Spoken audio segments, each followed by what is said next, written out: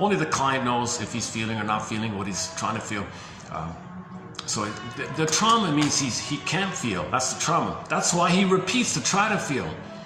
You see, if he can feel, he won't repeat. If he can love and be in his body, he won't repeat. He'll be in the present. He's normal, he's healthy, he's cured, he's good. But if that's traumatized, he's repeating because of that. Because of the loss of feelings and the loss of our needs, we repeat and correspond to that point. The trauma makes us repeat to that point.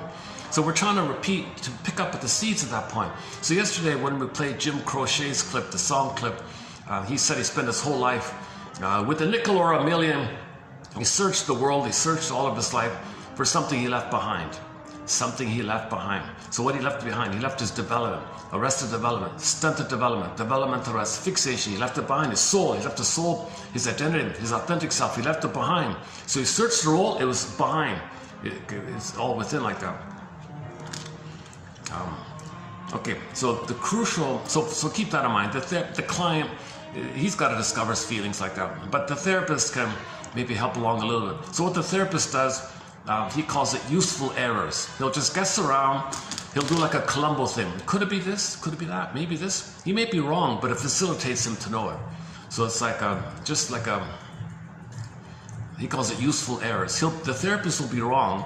So it's all very tentative. Could it be? Perhaps he doesn't know. He doesn't know what you feel. Could it be that? Could it be that? It just helps you to brainstorm. Oh, I think that's what it is. And that's the idea of useful errors, he calls it. It's kind of like devil's advocate kind of thing.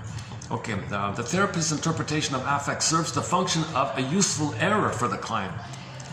So he gives the example of let's say, so an example would be like, like an analogy or a simile would be like, let's say the baby has an expression on his face, and the mother thought that, oh, the baby's happy, he's smiling.